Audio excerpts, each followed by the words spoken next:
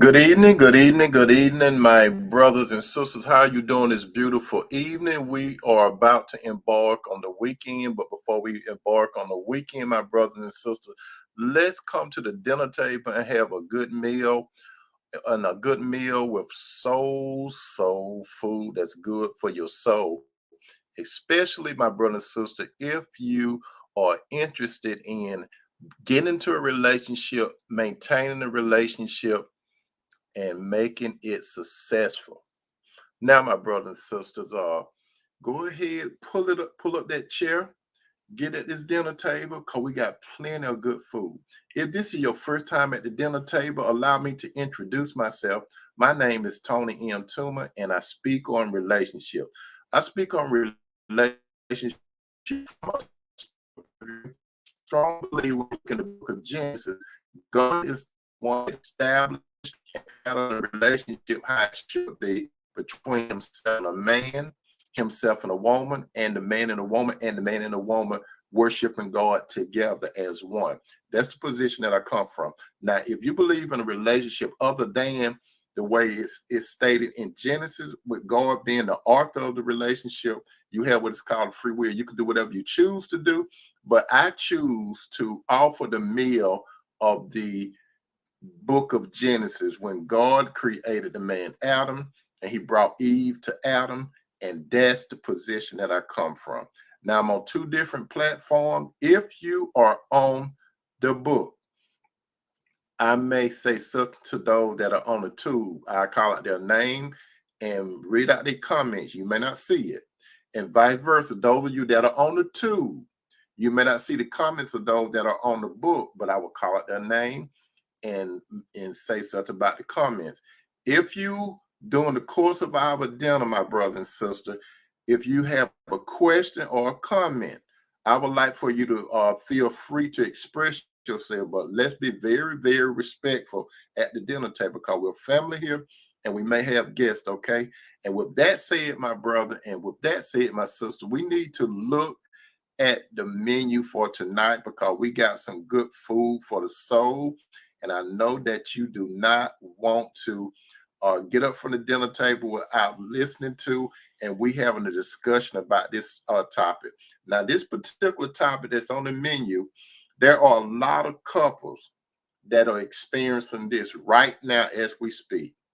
There are some couples that are about to get in this particular storm. There are some couples that have rolled through the storm and have came out of it. And we're talking about the topic called cheating. Now, cheating, my brother and sister, is a very touchy subject. Some of you have been stung by it. Some of you have experienced it, and some of you all have done it. So let's be well balanced. But this is what we're going to talk about at the dinner table tonight. How you doing, Sister Flo Harvey Moore? Welcome to the dinner table. How you doing, Brother Pete Chamber? Welcome to the dinner table. Now, when we look at the menu, let's look at the topic. If there's proof that your mate had cheated, should you stay or leave the relationship? This is what we're talking about this evening. If there's proof that your mate have cheated, should you stay or leave the relationship? Now, my brothers and sisters, and this is what we're going to discuss at the dinner table. Now, my brothers and sisters, let's define what is cheating. When we look in the dictionary, cheating, my brother, and cheating, my sister, according to the dictionary, they got a cute word for it. And the cute word for it is infidelity.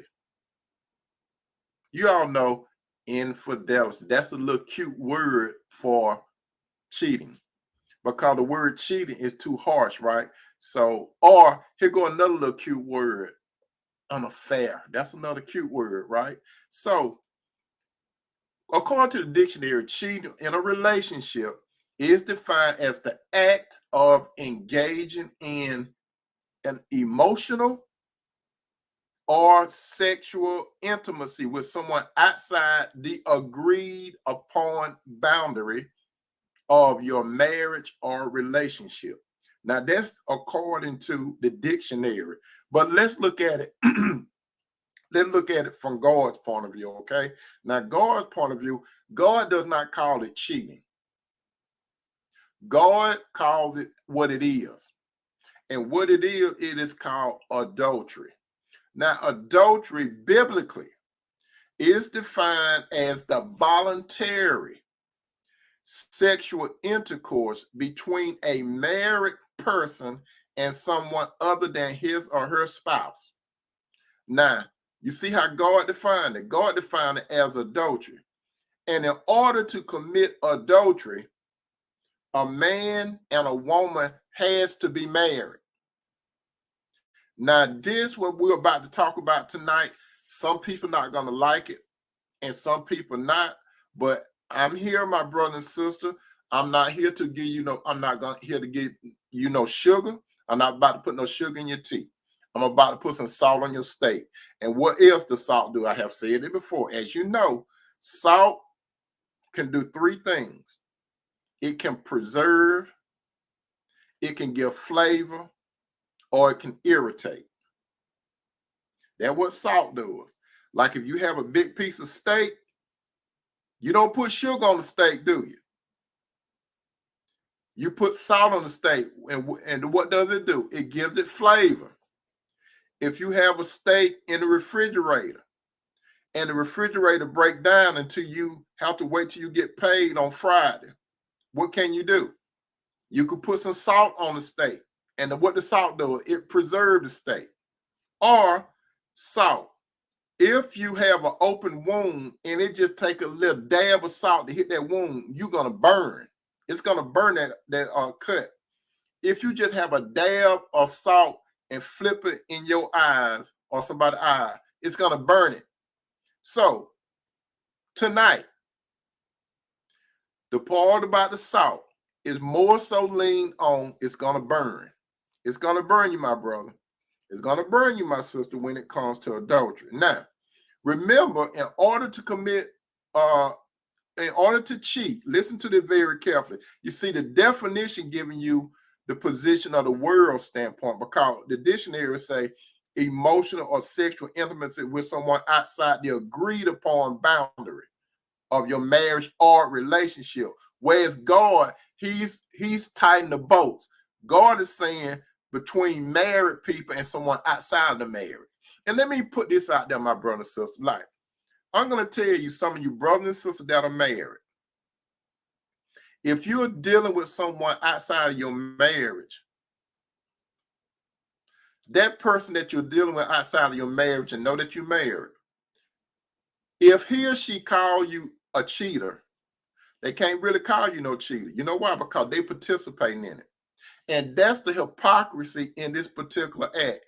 If a man or woman is involved with you, brother and sister, if you're married, or brother and sister, if you're not married and you dealing with someone that is married, you cannot really call them no cheater because you participating in it. What that make you?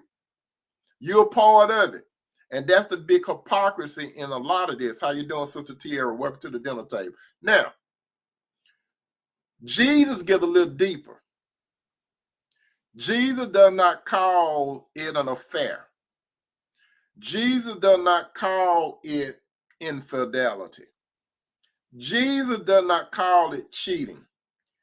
When we look at the book of Matthew 5:28, Matthew 5:28, Jesus go a little deeper. Jesus said, but I say unto you that whosoever look on a woman to lust after her have committed adultery with her already in his heart. So Jesus going deeper than just body clashings together, than the emotion clashing together. Jesus going to the heart. And Jesus said, if a man look at a woman, he have already committed adultery with her heart. Even you are familiar with the guy named Job in the Bible, right? You know what Job said? He said he made a covenant with his eye, so and I'm paraphrasing it, so he won't behold maiden. What did Job say? Job said he know not to look at women because he knew if he looked at a woman, his mind may go another way. Now, let's be true, my brothers and sisters. There are a lot of you married brothers and a lot of you married sisters out there. A lot of men and women The biggest thing about adultery, I'm talking to you married people, the biggest thing about adultery, it had to start somewhere. It had a birth. You see, before it get to the physical part, my brother and sister, it happened in the heart of a man and a woman. Now the question is, who quote unquote cheat the most? A lot of people say men cheat the most. A lot of people say women cheat the most. There have been surveys done who cheat the most. But let me tell you this, my brother and sister.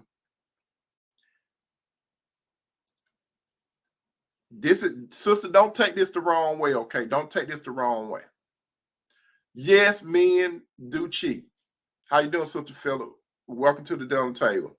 Yes, some men do cheat. All men do not cheat. Some women do cheat. All women do not cheat. But in order to cheat, should we call it that word? That's a nice word. I have a question for you, my brother and sister. The single brothers and sisters. Single brothers and sisters. If you look at it from a spiritual standpoint, brothers and sisters, if you're not married, listen to me very carefully, my brother and sister that are single, but you call yourself in a relationship with someone. You made some type of agreement with this man, sister, or brother, with this woman. You say that you are serious about one another. You say you committed. Okay, that's what you say. You're not engaged, moving towards getting married. Because you see, if you're a single brother and sister, you need to move first toward, you have to be serious, and seriousness should lead you to get engaged. You see, when you get engaged to a man or woman, you pulling that man or woman is coming off the market. If you, brother, if you, sister, are not engaged to that man or woman with a date, I always say you're a free agent. I know there's some tough love, but brother, if you're not engaged to that woman or marry her, she's a free agent. Sister, if you're not engaged to that man or married to that man, you're a free agent. That's why a lot of relationship, when it comes to a lot of single brothers and sisters, why are you getting so upset when a man and woman start seeing someone else? Not only seeing someone else, but have sex with someone else. Let me tell you the truth. Your family and your friends and your colleague, they may say that y'all in a relationship together. That's what they may say. You all may have an emotional bond. You all may be having sex. But let me tell you this, my brother and sister, from God's viewpoint, if you're a single brother and a single sister and you have an emotional bond, that should lead you to, and you have a desire for a member opposite, that should lead you to try to do it what God wants you to do. Now, if you don't move into the realm of doing it God's way, all you doing, my brother and sister, let's call it what it is, you are sinning. According to the world, you're not sinning. So when you have this emotional bond and it leads to going to bed with one another, that's mild, right? But let's call it what it is. It's called fornication. Brother and sister, if you're not married, and you, brother, and you, sister, you're having a physical entanglement, you're not expressing love. You're not expressing love. That's not love. According to God, you think it's love. It's lust. Let's call it what it is. It's lust. And the lust is called fornication. That's what God called it, fornication. You may call it something pleasant. Other people of the world call it something pleasant, but it's fornication. So my single brother, before I get to you married people, you single people, why are you getting so upset when you find out that the person that you're dating is having fornication activity with someone else? He or she is a free agent. You, brother, and you, sister, already doing wrong because you're not married. You already doing wrong. So what make you think it's going to be right? What really make you think it's going to be right? It's not right. I know about it because I used to do the fornication a whole lot. A whole lot. If I were married to the woman, how can I get upset? How can I get upset? I can't. How could a woman get upset with me? She can't. But being human, you get upset. But when you get the spirit of God, you can see things exactly how it is. You can call it for what it is. So I'm going to tell you that, my brother, since I know you don't like it. If you are currently dating someone and you said that's your boo thing and all that kind of stuff, you haven't even getting off the mark. You're not even engaged to the person. You're not serious. You are not serious with a date. You're not serious. If you living with someone and you definitely ain't serious. You playing what is called house. You playing the role of a husband and the role of a wife. According to God, you even if you're living with a man or a woman and you're not married in the sight of God, you're committing fornication. Don't you know, my brother, sister, I talk to a lot of men and women that going through that. So the first thing I want to know, are you married? If you're not married, why are you tripping over what a man and woman does? You should be concerned. You should be concerned about your soul and the other person's soul. What did Jesus come, brothers and sisters that are single, and y'all playing house? What happened? How you going to explain that to him? You can't explain it to him. He already going to be looking through you, knowing that what you're doing, you playing house, you fornicating. Now, moving to you married people. Now, here we go. You married men and you married women.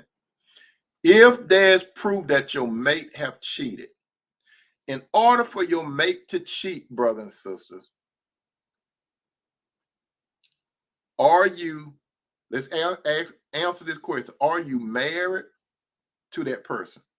If you're married to that person before God, it's called adultery. But let me tell you this, my brothers and sisters, let's get a little deeper on this. Brothers, just because you have not physically penetrated another woman, let's get a little deep. Brother, just because you have not physically penetrated a woman, that doesn't mean that you have not committed adultery. If you have looked at a woman and you conquered, well, not conquered, let me use another word, conjured a picture, a movie of what you would do to that woman if you had a moment of her time and you were the author, you wrote the script. Now you want to produce it. You want to be the executive producer and a producer. Now you need a director. You all of these, you the director. And now you the star in the movie. And he or she is a co-star in the movie. All this is going on. You got a movie going on in your mind as part of your heart. You, my brother, and you, my sister, are an adulteress. You see, a lot of married men and a lot of married women think that adultery is when they physically get together. What do I mean by that? The man physically put his penis in a woman's vagina or wherever he put it at or wherever she put her vagina at. That's the physical part of it. But that's not the start of it. The start of it, my brother and sister, it happens in the heart. Majority of the time, you married people, when you go out and commit adultery, you have already conjured it up in your mind and heart. So my brother and sister, I'm going to tell you this tonight. Just because you have not did the physical part with a man and woman, be honest with yourself. Brothers, ask yourself the question. Since you've been married, have you looked at another woman besides your wife and thought about being physical with her. Just be honest with yourself. You ain't got to raise your hand. If you, brother, I don't care how long you've been married, if you have looked at another woman and you desire to have another woman other than your wife, you know what I'm talking about? You are guilty of adultery. And sister, just because you have not let nobody pull your little panties down or pull your dress up or pull your panties to the side, however you want to do it, if you have thought about another man penetrating you, you, sister, have committed adultery. Wow, that's something, ain't it? You see, worldly people mostly think they go ahead and think about the physical part. You got to go back to the root. It just didn't start when your wife or your husband or you, brother, you sister, just physically hooked up. You thought about it. And I always use this illustration, but it's not mine. I always say this: you cannot, if you outside walking, you cannot stop a bird from flying over your head. A bird flying over your head, my brother and sister, represents a fleeing thought. That's a fleeing thought. However, you do not have to allow a bird to go get twigs and build it on your head. That means that bird is making its home there. When that's what your thoughts are doing. You see, well, a lot of people don't understand.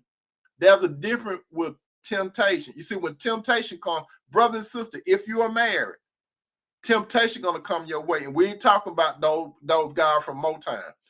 Temptation gonna come your way. So don't get it twisted. If you are married, brother, if you are married, sister, Satan going to tempt your relationship. What do I mean by that? Especially if you got a godly relationship, he's coming after you. If you don't have no godly relationship, he ain't got to even do no work. But brother and sister, if you're a Christian, you better believe he coming. Your relationship is going to be challenged by somebody on the outside. Your relationship is going to be challenged by someone from the past that one of y'all was dealing with. Your relationship is going to come from somebody that you just met them.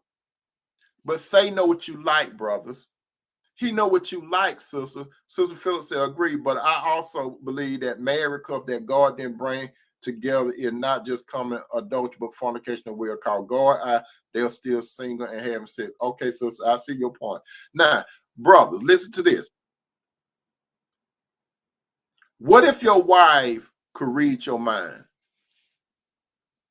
If your wife could read your mind, would she want to stay with you? Because Jesus said, again, Jesus doing the talking in Matthew 5:26. Jesus said, but I say unto you, that whosoever look on a woman to lust after her have already committed adultery with her in his heart. So, brother, if your wife could read your mind, being honest with yourself, since you've been married, have you ever seen a little woman that you wanted to get her dressed and do a little peep? Have you done that?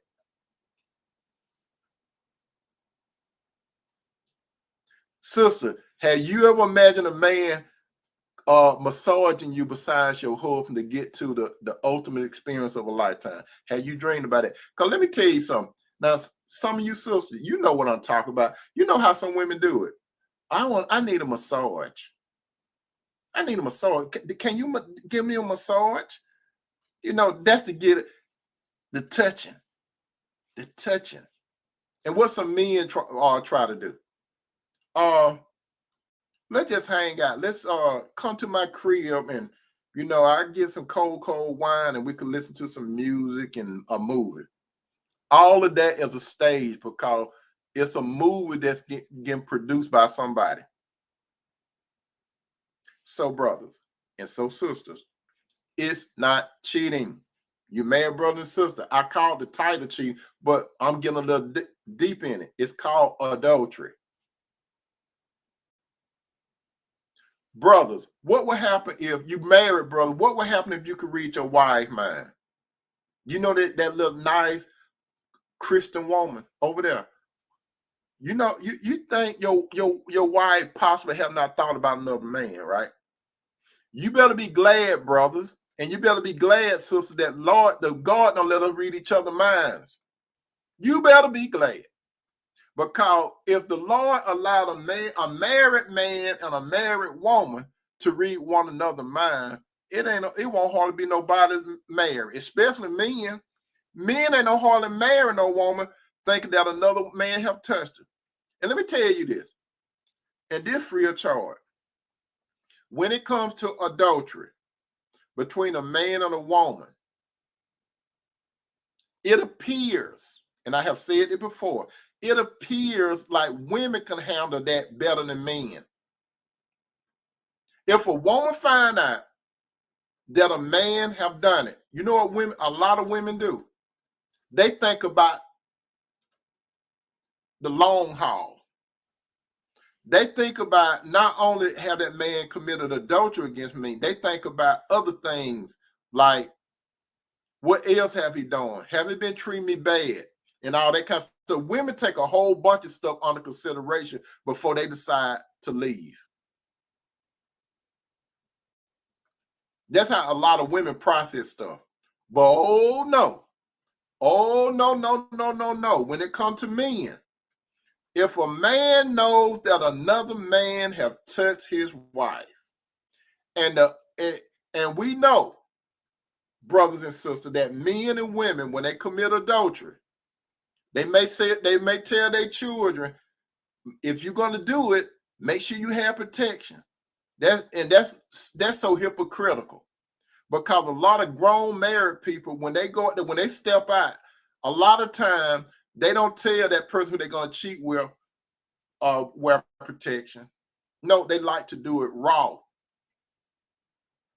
Whether they have a protection on or raw is wrong. But most women will try to work it out with a man. But oh no, most men, I didn't say all men, most men will say, you got to go. You know why most men have a low tolerance for that? Because it hits that man's ego, it hits his pride, and it hits what he think is his possession. That's why they hit men so hard. Let me tell you this, my brother and sister. Those of you that are about to get married, you got to take this into account. Don't go into a marriage, my brother and sister, thinking that it can't happen to you. Don't ever go into a marriage thinking that you will not do it.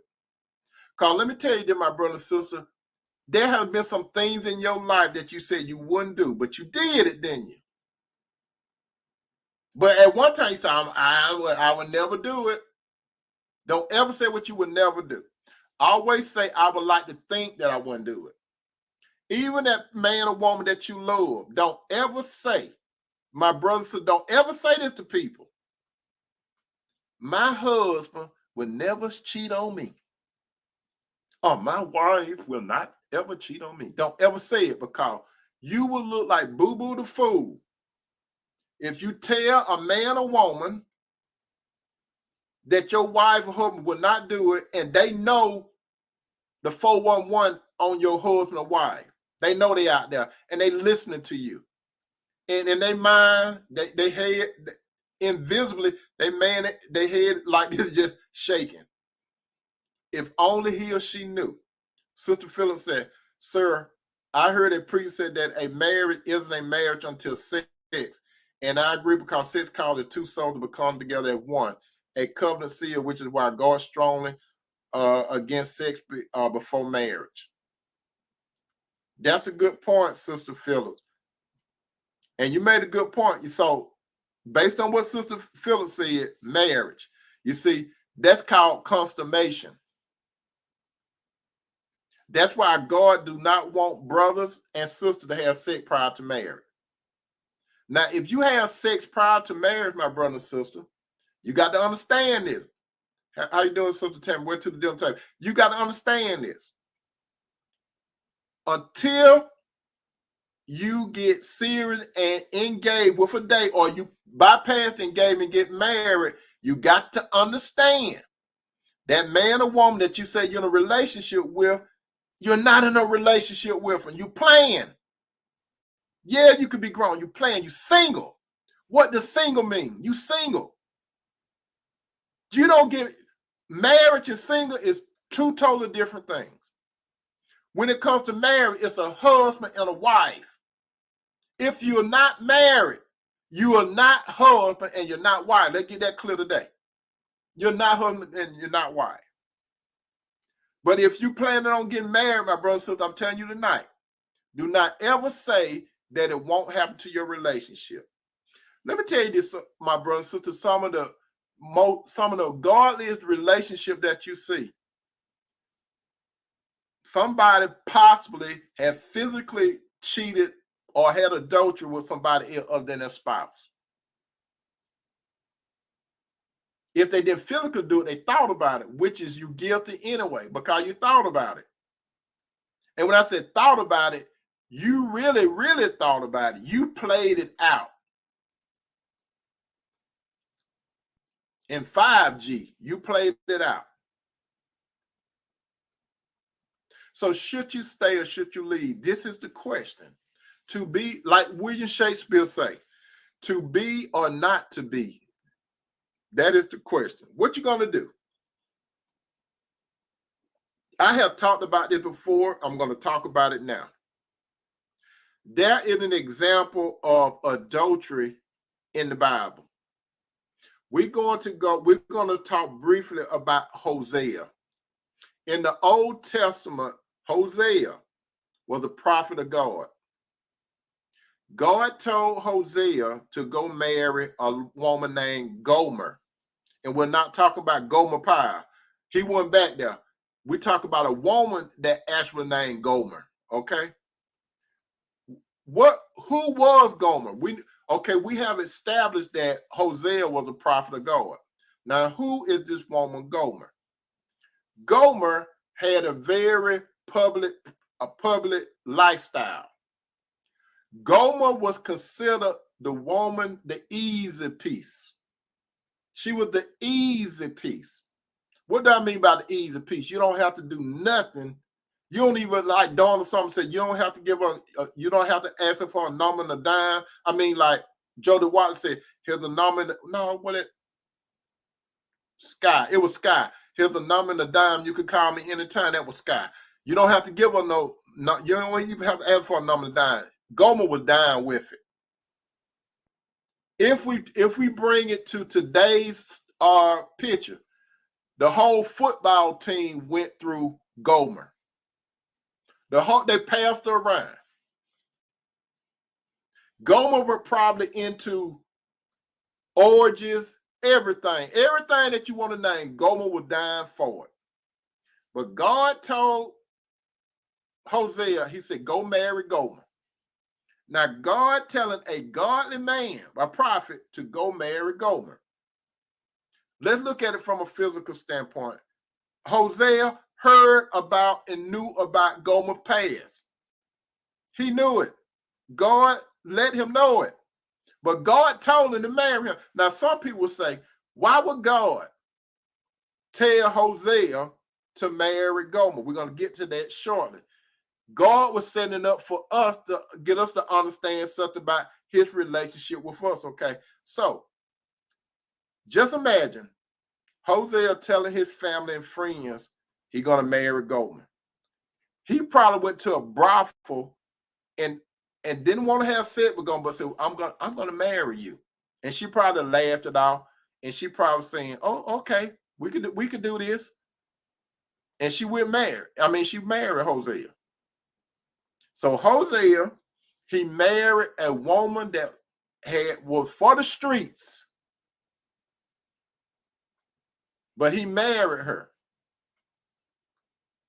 So when Hosea married Gomer, what did Gomer do? Gomer went back out in the streets. She was still somebody's plaything.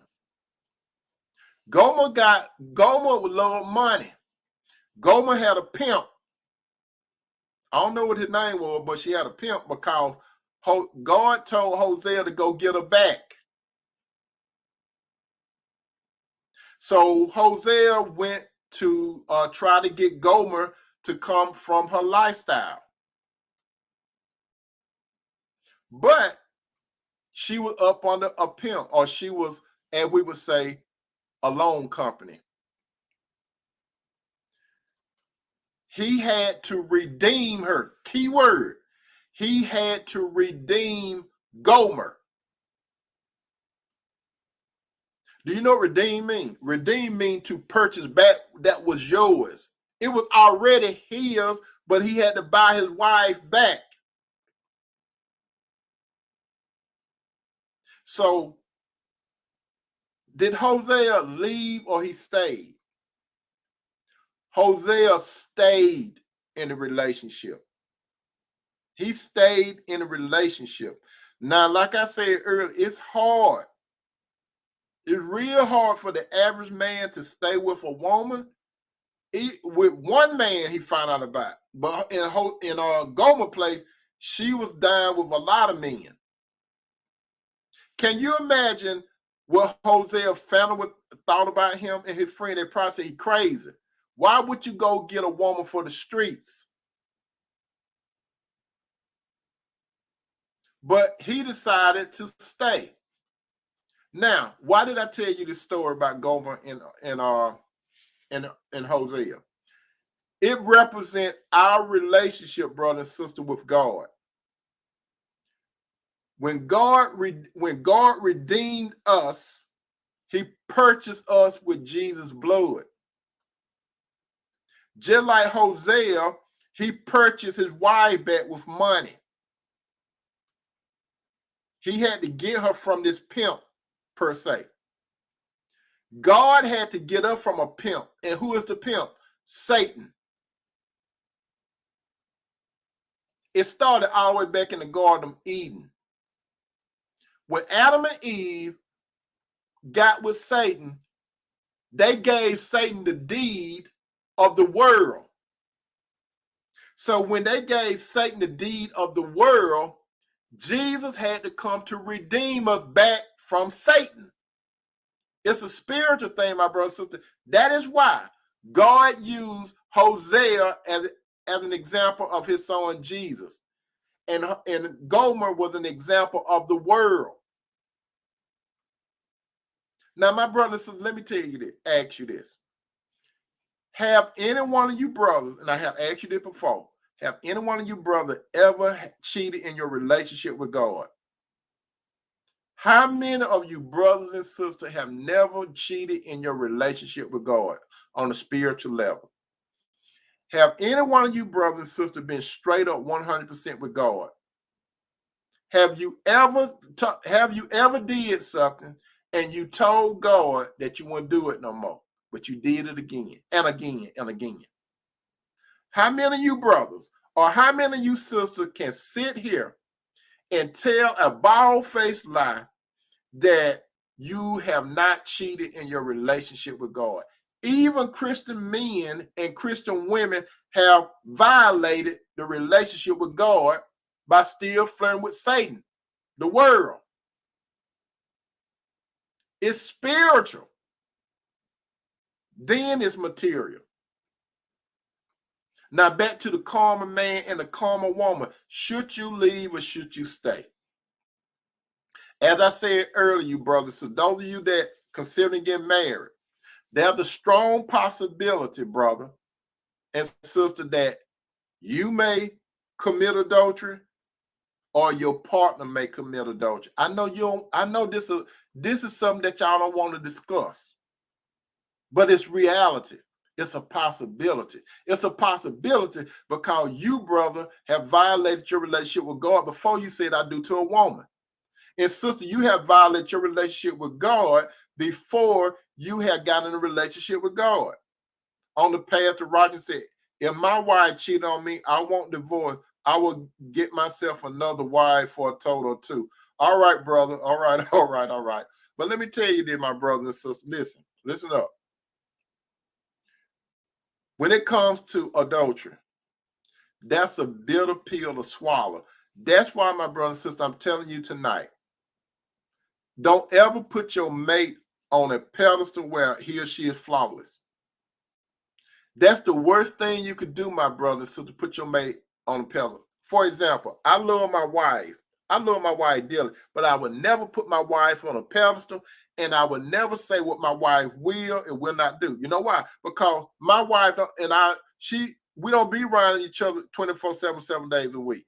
And if we did be together 24/7, 7 days a week, she could still think about another man. And that's committing adultery, because according to Jesus, but I say unto you that whosoever look on a woman to lust after her have already committed adultery with her already in her heart.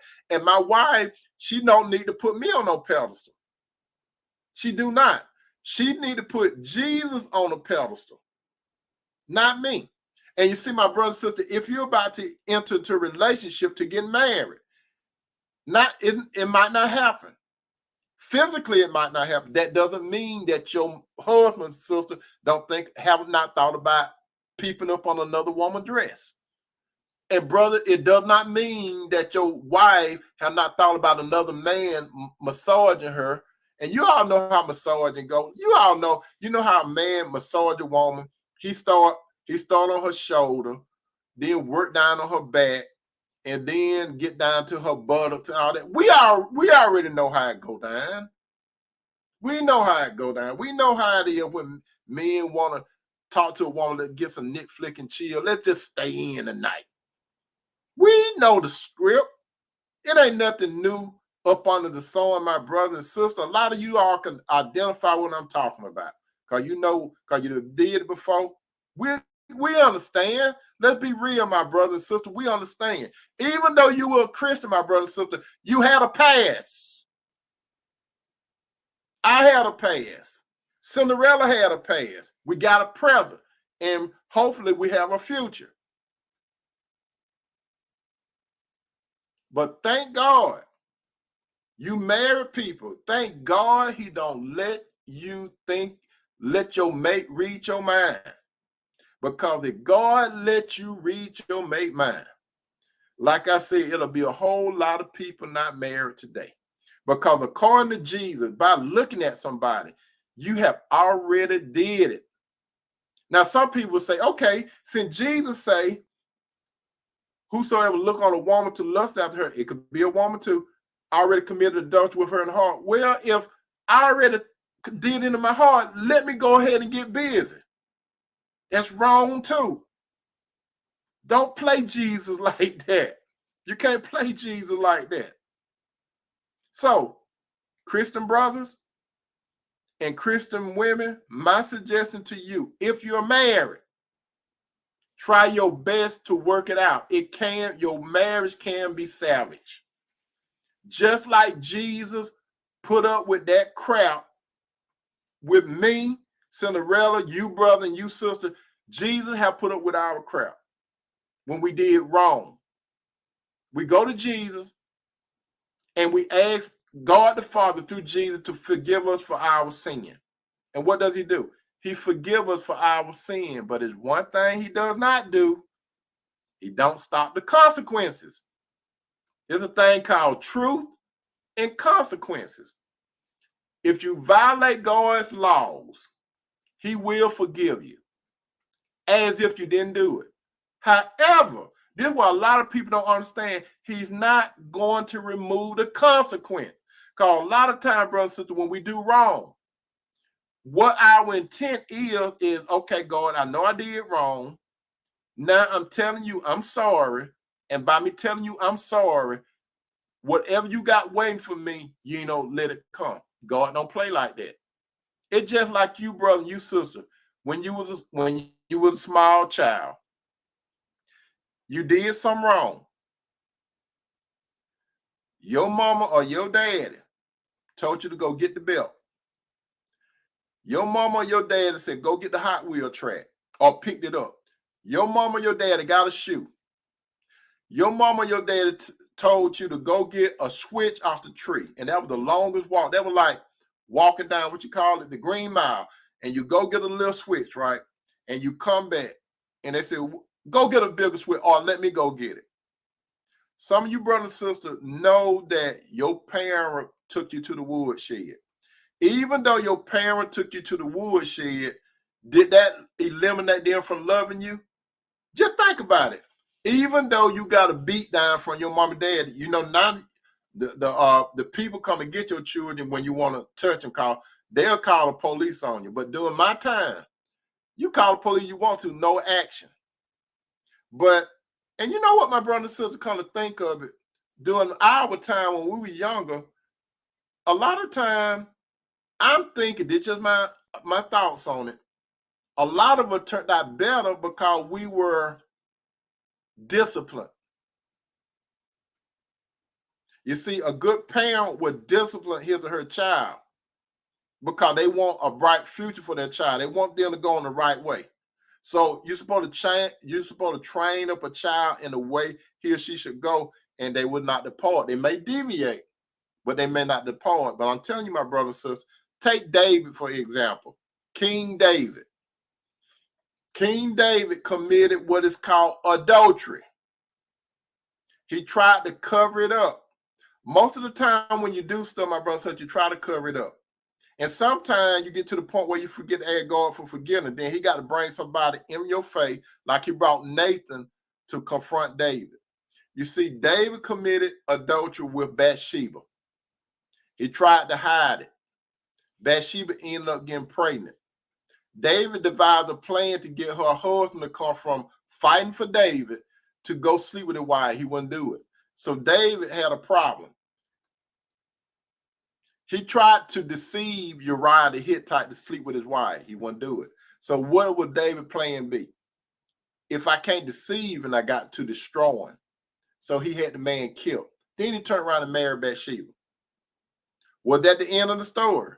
No. Because after Nathan told David a story about this rich man had some sheep, and a stranger came, and he thought about feeding the stranger. What does a stranger came? That represents a thought, a strange thought. Because David supposedly had been out there fighting with his men, but he didn't do it. David said, I'm going to cool out this time. Y'all boys go out there and fight. Joab, y'all go out there and fight. So David got up. He walked around on the top of his castle because it was up on the hill. He looked down and he saw Bathsheba taking a bath. Bathsheba wasn't taking no bath just for David to look at her. David stood there and looked at him. While David was looking at Bathsheba, what did he do? Just what Jesus said.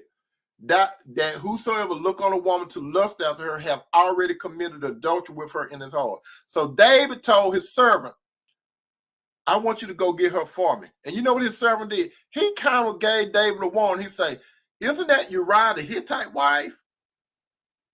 He asked David, isn't that Uriah the Hittite wife? David brushed it off. Bathsheba came. We don't know whether David took it by force or she willingly did it, because she knew that David was a king. And we don't know. She probably went along with it because she probably was afraid. We don't know. It didn't say. But we do know that they had sexual intercourse. She got pregnant. As a matter of fact, that first child, God took that first child. Satan didn't take it. God did it. That was part of the punishment. Not only that, Nathan told David, okay, what you did basically in the dark, something's going to happen. Everything that you did is going to come back on you, and it's going to triple. David had, Nathan said, you're going to have a sword in your house. So David had a lot of wives, my brother and sister. David took one man's wife and did it in secret. His wives and concubines, they were having sex with everybody. And everybody knew about it. It was on, if it was a newspaper out there, everybody knew about it. Not only that, David's son Absalom slept with some of David's women. How you doing, Victoria? Welcome to the dinner table. Some of David's women, his son Absalom, that had that long hair, that was real good looking according to the Bible, he slept with some of David's women. Just like the daddy did it, the son did it to him. One of the sons raped the half-sister. One of the sons killed the son. And it was chaos in David's family because he committed adultery with Bathsheba. Even though Nathan told David, the Lord have forgiven you, He told David, he said, Lord hath forgiven you. However, there's going to be a sword in your house. So let me tell you this, my brother and sister, if you decide to do it, you can do it. Go ahead, do it. Do it. Just do it. Like the Nike sign. Just do it. And when you do it, my brother and sister, that go for me, that go for Cinderella, that go for you, brother, you, brother, you, brother, you, sister, you, sister. You do it. You go ahead, have your good time, right? But once you have your good time and you get up and you wash off or you take a shower and stuff, that's not the end of it. Nothing may not happen immediately. It may take years down the road. You're going to get to the woodshed because God is still going to light your butt up, my brother and sister. He's going to light you up. He might not do it early, but whatever man sow it, he reap it. If you sow to the spirit, you reap life. If you sow to the flesh, you reap death. So there's a law called sowing and reaping. Whatever you do, my brother and sister, you're going to get a harvest. And we're talking about a man, if a man or woman have proof that his or her mate cheated, forgive them. You forgive them. It's not your job to punish your wife, brother. It's not your job, sister, to punish your husband. God going to get them. And not only that, he's going to get you too if you do it. And whoever participated in it, they going to get it.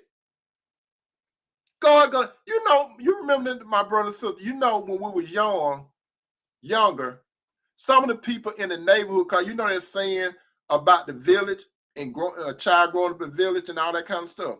Let me tell you where I come from a long time ago, South Macon. Some of the adults in South Macon, if they see the children get out of line, they will whoop your butt and tell your parent. Your parents say, thank you. You better not do that now to nobody, children, but during our time, old school, the neighborhood people, they could whoop your butt, and then they'll turn around and tell your parent, look, I tore Tony butt up. What did Tony do? Thank you. And then might get another slapping. You understand? But how do you know it's not like that? But let me tell you this, my brother and sister. Adultery, that's a thing. My thing to you, my brother and sister, if you love your mate, sister, if you love your husband, brother, if you love your wife, my suggestion to you, don't go telling people about what happened. Don't go telling people what happened. Especially your family members and friends. Don't tell them if you still love your mate. Don't tell them. Because they're going to think that you're a capital FOOL. Because if you go tell them that he or she did it again, they're going to think you're a double fool. Don't tell your family and your friends. If you have to talk to someone, talk to the Lord first. And then if you need to talk to someone else, the Lord will guide you to who to talk to. The Lord will send you to somebody that is spiritual to help you out, that will be balanced, that will look at it from a spiritual standpoint, from the standpoint of that your wife or your husband is human. Do you or do you not love him or her? That's the first thing. Do you love, first of all, do he or she have a relationship with God? Okay, yeah. Do you have a relationship with God? Yeah. Do you want to work this out? Yeah. Do your mate want to work it out? Now, it's critical. It's up to the mate whether he or she want to work it out.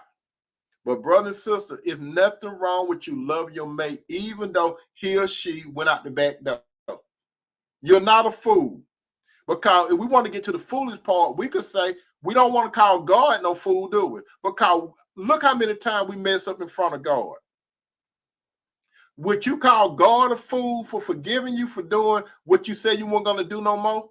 How many of you all have did something, what you know was wrong, you got a relationship with God, but you did it again. And not only did you do it again, you did it again and again and again.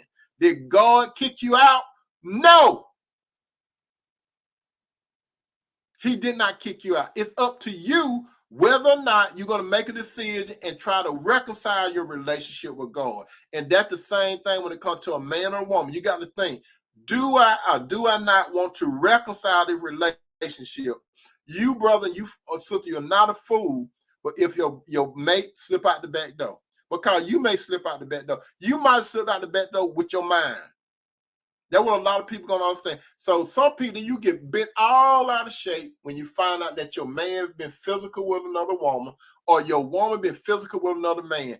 It didn't start right there. It started in his or her heart.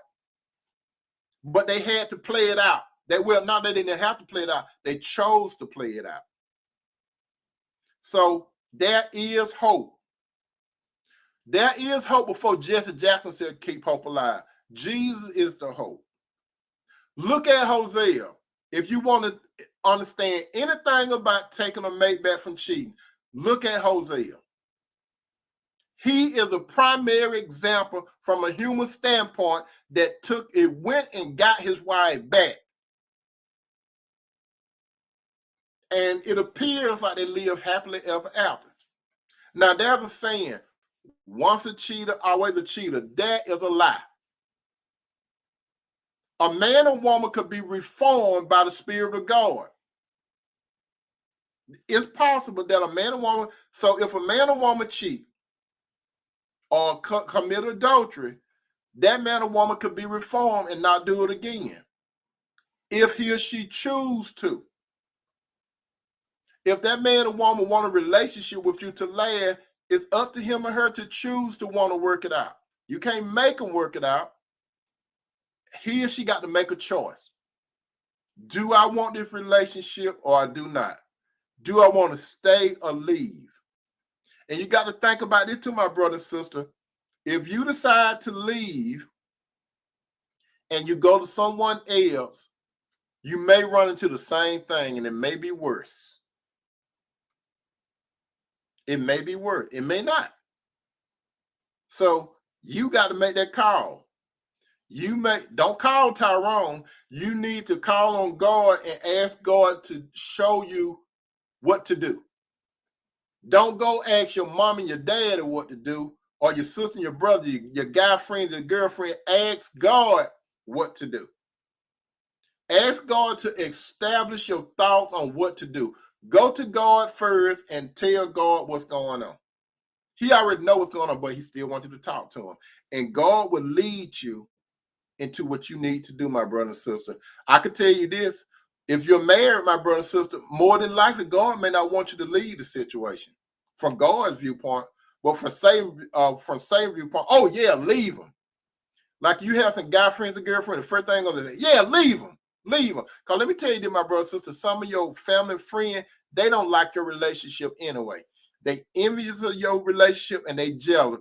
And now when you go tell them that your mate to step out, now they got the pot, they have thrown some overridden vodka in the microwave and they enjoying the show. They saying, I knew they didn't have it all. They look like a little happy couple. They thought they were so perfect. They ain't perfect after all. They just like us. Toast. Oh, by the way, this water, you all. Toast. Good old H2O. Now, I hope, my brothers, and I hope, my sister, I left something on your heart. Stay or leave. Go to God. Pray to God. I know it hurt. It hurts. It will hurt. That's why I always tell you, brother, sister, you have to anticipate things going on in your marriage. You see, you married a flawed individual. Guess what? You flawed. You got shortcomings, brothers. You got shortcomings, sisters. You have failed God several times, and you're going to fail him again. You're going to go to God and ask God for forgiveness, and you're going to expect God to forgive you. So if you expect God to forgive you, is God a fool for forgiving you? If anybody think God a fool for forgiving you, that person is a fool. You see, God's thoughts are not like our thoughts. In order to be able to think the way God thinks, you have to have God's spirit in you, brothers and sisters. You got to have God's spirit, and it will lead you. So my thing, if you have proof, you need to talk to your mate about it. Pray to God, talk to your mate. Don't go talking to other people first. Talk to God about it. Talk to your mate. And if God wants you to bring somebody else in, bring somebody else in. You ain't got to bring your family members and friends. God would guide you to talk to a godly man or woman. And let me tell you, to my brother and sister, a lot of you brothers and sisters, y'all want to go to a worldly counselor that got a PhD from a college. And the only thing they're going to do is talk to you about what they learned in school. They ain't gonna tell you nothing. They ain't gonna tell you how to handle it God's way. They're gonna tell you how to handle it the book way. God's way trump a PhD. Go, if you have to go to one, go to somebody that's godly. He or she may have a PhD, but they got a PhD in serving God. So you go ahead and get on counselor all that extra money, and they ain't feeding you no spiritual food. I can understand it's a spiritual person and they get compensated for it, but at least it's a spiritual person that getting compensated for it, not a worldly man or woman. They don't care nothing about you. They have you doing all that little stupid stuff. Say bananas. If you mad, say bananas. If you happy, say son. If you're getting real hot, say red. All that stupid stuff. That's worldly wisdom.